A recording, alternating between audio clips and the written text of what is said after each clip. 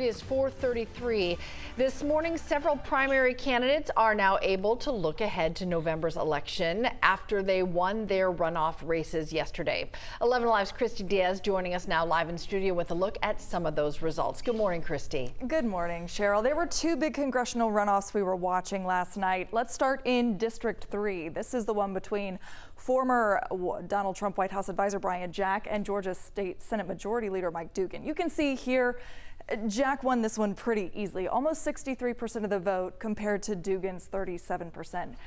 Look at here, the colors tell the story on this one. Mike Dugan won Carroll County, but that's the only county he took last night. Everything else in pink here went to Brian Jack. He is expected to win pretty easily in November. He'll face Mara Keller come November. We were also watching District 14. This one's up in the North Georgia area. This is Marjorie Taylor Greene's district. Sean Harris and Clarence Blaylock were facing off in this runoff. Sean Harris won this one easily, almost 70% of the vote compared to Clarence Blaylock's 31%. This is interesting though. Look, this is an interesting phenomenon that often happens in Georgia runoffs. These are the results from the primary 4 weeks ago, and you can see it was close, but at that time in the primary, Clarence Blaylock was ahead, just slightly, but he was ahead. That means the second place finisher won in the runoff and won quite easily. Sean Harris will face off against Marjorie Taylor Greene, but she is expected to keep her district in November. Guys, back to you. And as Christy mentioned, former Trump staffer Brian Jack beat former Georgia State Senate Leader Mike Dugan. 11 Alive's Doug Richards gives us a closer look at those results.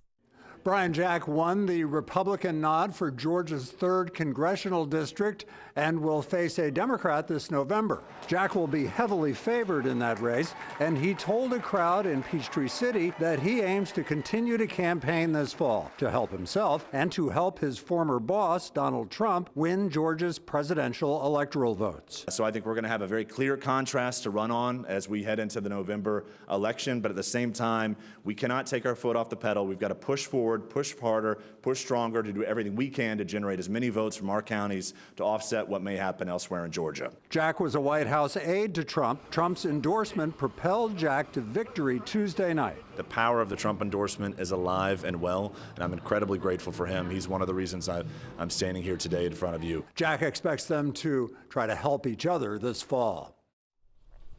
Another congressional runoff race we were watching for you is the Democratic primary runoff for U.S. House District 14. The winner of this race will go up against Republican Congresswoman Marjorie Taylor Greene in November. Sean Harris is your projected winner there over Clarence Blaylock. The Associated Press called this race just about 25 minutes after polls closed. Another big race we're watching for you. Who will be the next CEO of DeKalb County? 11 Alive's Cody Alcorn talked with the winner. The voters of DeKalb County have elected a new CEO, the first black woman ever to be elected to this role in DeKalb County.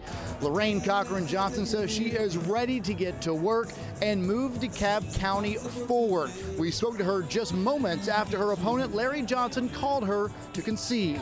To be honest, it's been a bit overwhelming.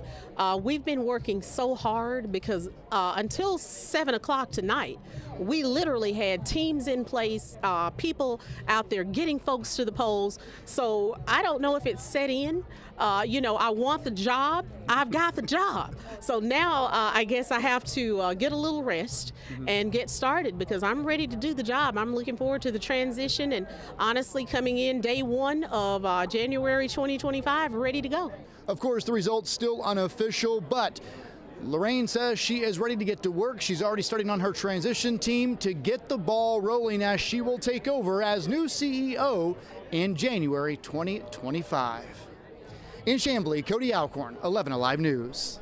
Continuing our primary runoff coverage for you this morning, 11 Alive's Angelina Salcido gives us a closer look at the win for Clayton County Sheriff Levon Allen. Clayton County Sheriff Levon Allen able to edge out Clayton County Commission Chair Jeff Turner by about 1,500 votes. His goal heading into the runoff was to make sure that his supporters came out to the polls. Now he says he has a lot of work to do moving forward. It took an extra 3 weeks, but it takes away all excuses. Had I won that way, someone's excuse would have been that the field was crowded, and that's why now head to head. that person was knocked out, and now we really can get to the business. And of course, I'm not surprised by the results. The county was very clear in what they wanted, and I'm here. Now, Sheriff Allen not only celebrated a win for him, but his wife as well, who won the District 3 chair on the Clayton County Commission. He also made sure to highlight the support that he has from Metro Sheriff's offices. The sheriffs from Henry County, DeKalb, and Fulton counties were all here to celebrate his win, and now his work is going to continue moving forward. In Clayton County, Angelina Salcido, 11 Alive News.